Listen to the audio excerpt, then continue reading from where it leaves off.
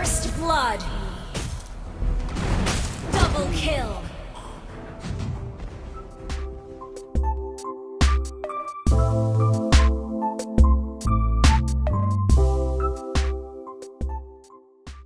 Ang rotation, ito yung kung paano kayo ikot sa mapa.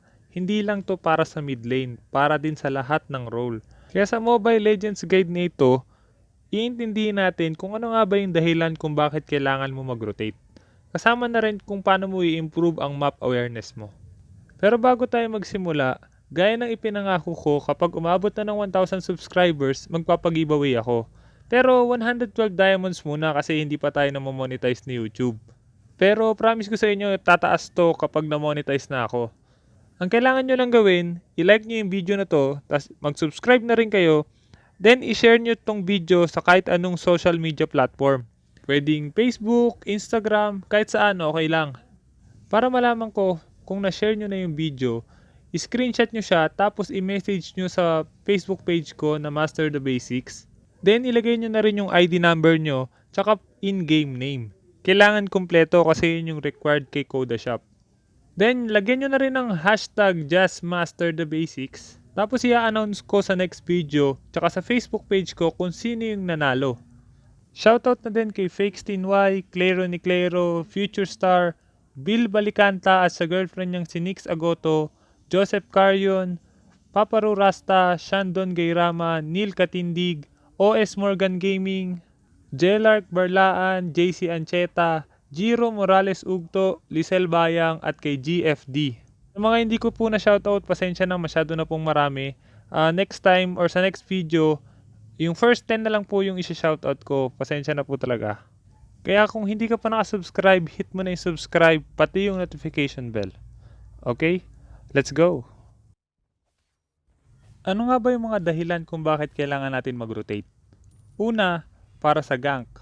Pwede rin naman sa pag-backup sa team, pwede rin sa pag-push or pag-defend ng tower, pwede rin naman sa pag-farm ng minion o kaya jungle creeps, at pwede rin sa pagkuha ng objectives. Kailangan mo mag-rotate para makakuha ng turtle, crab o kaya ng lord. So depende yan kung anong role yung gamit mo. Para makapag-rotate ka ng maayos, kailangan meron kang tinatawag na map awareness or pag-check nung minimap mo sa left top corner ng screen. Importante din dito yung decision making mo. Halimbawa, nakita mo sa minimap mo na magkakaroon ng team fight. So, ikaw magde-decide kung pupunta ka ba or tutulong ka ba dun sa team fight o magpa-farm ka.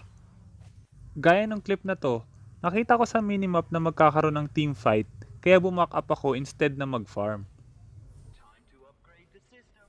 May mga paraan kung paano mo pwede i-improve yung map awareness mo. Yung ginawa ko, meron tinatawag na 3 to 5 second rule. So every 3 to 5 second, kailangan mong tignan yung minimap mo. Lagi mong gagawin to kung walang ginagawa yung hero mo or nagpa-farm ka lang, naglalakad ka lang. So every time dapat tignan mo yung minimap. Ganito yung magiging itsura nun. Tandaan mo lang dapat wala kang kalaban na dapat gamitan ng skill. Saka practicein mo lang siya. Kasi pag tumitingin ka naman sa minimap mo, makikita mo rin naman kung may makakasalubong kang kalaban. Pero, importante din na dapat alam mo kung ano yung mga titignan mo sa minimap. So, iisa-isahin natin ano nga ba yung mga bagay na dapat mong tignan sa minimap. Unahin natin sa pagkuha ng objectives gaya ng buff, crab, turtle o kaya ng lord. Kaya dito pumapasok yung decision making mo. So, ano bang uunahin mong kunin? Yung buff o yung crab? Alamin mo rin dapat kung paano mo siya kukunin. Kung saan ka dadaan para makuha siya. Pwedeng buff, jungle creep, tapos crab. Pwede rin naman yung sa baba, jungle creep, buff, jungle creep, tapos crab. Pwede rin namang offensive, kunin mo yung jungle creep ng kalaban, tapos buff ng kalaban, tsaka ka mag-crab. So napakaraming klase ng rotation, hindi lang ito. Depende lang yan kung anong nangyayari, tsaka kung anong decision making meron ka. Kagaya na sa clip na to, kung makikita nyo sa minimap, halos lahat ng kalaban nasa baba, plus may isang hero sa mid. Ibig sabihin, open yung jungle creep nila sa top. Pwede ako mag-rotate pataas para makuha yung buff nila. Hanggat maaari kapag mag-i-invade ka sa jungle ng kalaban, kailangan meron kang retribution o kaya sigurado ka na hindi may steal yung buff o kaya hindi ka nila mapapatay. Kasi kapag nakuha mo nga yung buff tapos namatay ka rin, sayang lang yung pag-ikot mo. Sunod, dapat mong i-check yung mga hero. Nasaan ba yung mga hero? Saan ba pupunta yung mga hero? Tsaka ano yung status ng mga hero na yon? Para mas madali mong malaman kung saan pupunta yung kalaban, check mo kung anong objective yung sunod nilang kukunin. Pwedeng kukuha sila ng crab, pwedeng gagank sila, so depende yun sa sitwasyon. Kagaya ng clip na to, makikita nyo maaga naging pula yung buhay ng Hanabi. Pero alam ko na hindi agad siya uuwi kasi magagap lang siya. So, pipilitin niya pa rin kunin yung jungle buff. So, sinabihan ko yung Lunox na pumunta kami doon, pero sa una ayaw niyang pumunta. Hanggang sa nung kinukuha na ng kalaban yung buff, ako na yung pumunta. Kaya na double kill ko sila. Sunod na dapat mong i-check is yung team fight. Kailangan mo bang mag-back up or mag-split push na lang. So, sobrang importante dito ng decision making mo. Gaya ng sa clip na ito, kung mapapansin nyo, merong team fight na nagaganap sa bottom lane. Pero dahil tingin ko kaya i-handle ng kakampi ko yung mga kalaban doon, mas pinili ko na lang mag-split push. Pero once na nakita akong dumagdag yung kalaban or mas dumami pa yung kalaban sa baba na dagdag si Johnson, naisipan ko na lang mag-back up kesa i-split push tong mid. Kapag baback up ka, may mga dapat ka lang i-check. So una, kung kumpleto pa ba yung kakampi mo. Or kung kaya nyo pa bang lumaban kung kayo na lang natitira. Sunod, check mo rin yung mga skill. Kung meron pa bang skill yung mga kakampi mo. Or ginagamit na ba ng kalaban yung skill nila. Check mo rin yung spells, yung item, o kaya kung lamang kayo. So lahat yon magbabase sa decision making mo. Pagdating naman sa pag-gank, meron ka lang mga dapat tignan bago ka mag-gank at kung saan ka dapat mag-gank. Dapat mo i-gank yung lane na kaya mong i-kill. So halimbawa naka-advance yung kalaban o kaya naman pulado na yung kalaban o kaya naman mas marami kayo sa lane na yon. So depende yan sa sitwasyon. Isa pang dapat mong tignan kung makill nyo yung kalaban sa lane na yon, anong objective ang dapat nyong gawin? Pupush na ba kayo? Kukunin nyo ba yung crab? Or kaya kukunin nyo yung turtle? So isa yun sa mga dapat mong tignan kung ano yung lane na dapat mong i-gank. Kagaya ng sa clip na to, kung mapapansin nyo malapit na mag-respawn yung turtle sa top lane. So hanggat maaari, dapat basagin na namin yung top lane para kapag nag-respawn yung turtle, automatic pwede na namin kunin kasi basag na yung top lane. Tingnan mo rin yung mga skills na ginagamit ng kalaban mo. Kagaya ng ginawa ng Lunox dito. So maaga niya ginamit yung ultimate niya. So alam kong wala na siyang ultimate. Magpapa-cooldown na ako ng second skill ko bago ko siya pasukin ulit. Lagi mo lang din dapat tandaan, mas unahin mong i-gank yung lane na kung saan mas malaki yung percent na mananalo kayo. Kasi mahirap kapag natalo kayo sa gank. Imbis na lalamang kayo, lalo kayong malulugi at pwede rin nilang makuha yung objective. Just try Launch attack! Team destroyed a turret! You destroyed a turret! take a guess at how many swords I have. Request ally has slain the turtle! Launch attack! Just try to keep up with me.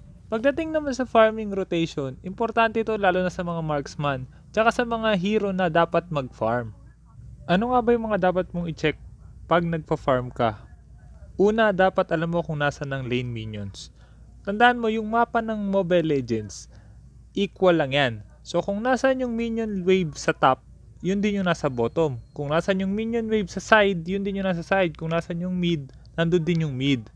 Kaya kung alam mong parating na yung minion wave, hintayin mo na lang. Huwag ka munang pumunta sa jungle, mas maganda mauna mong ubusin yung minion wave. Kasi mas malaking binibigay na gold nun. Pagdating naman sa jungle creeps, mas maganda kung alam mo kung kailan yung respawn time nila. Para kapag malapit na sila mag-respawn, pwede ka nang pumunta. Hindi yung hihintayin mo pang mag-respawn bago ka pumunta kasi pwedeng maago pa yun ng kalaban.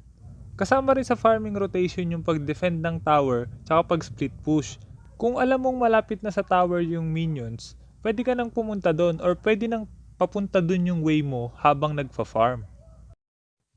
Katulad sa clip na to, kung mapapansin nyo, kung mahina pa yung hero ko, pwede kong i-defend yung mid para hindi ma-push agad. O pwede rin naman dahil malakas na yung hero ko at kaya ko nang i-def yung top kahit may hero, mas pinili kong pumunta sa top. Alam ko rin na na-counter ko na yung hero ni Esmeralda kasi may item na ako na pang-counter sa kanya. Kaya mas pinili ko na i-defend na lang yon kahit dalawa sila yung nandoon. Kaya nung napatay namin sila, automatic dahil lumamang din yung bottom lane, pwede na namin kunin yung Lord. So, nung makuha namin Lord, automatic panalo na kami sa laban na to.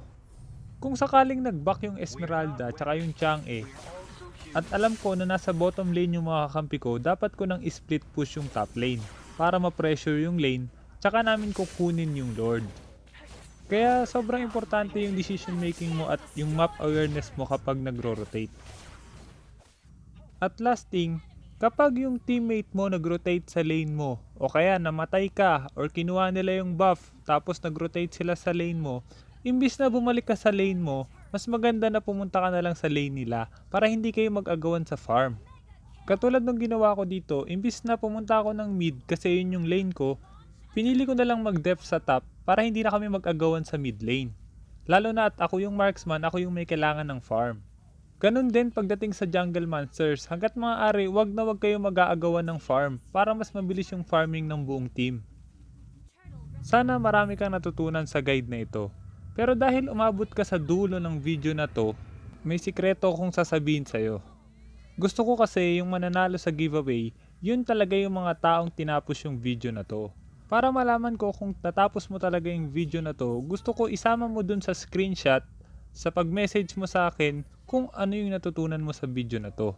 Kung sino may pinakamagandang explanation, siya yung pipiliin kong manalo. Gusto ko lumaki yung mga giveaway na ibibigay ko sa inyo kasi kung hindi naman dahil sa inyo, hindi ako magkakaroon ng pag-giveaway. Kaya sana supportahan nyo yung channel na to. Kung hindi ka pa nakasubscribe, hit mo na yung subscribe pati yung notification bell para ma-notify ka kapag meron na akong bagong bidyong ginawa. Maraming salamat sa lahat ng sumuporta. Basta lagi nyo lang tatandaan, kung gusto nyo mag-improve, just master the basics. I'm out. Pain is my special gift. Killing spree.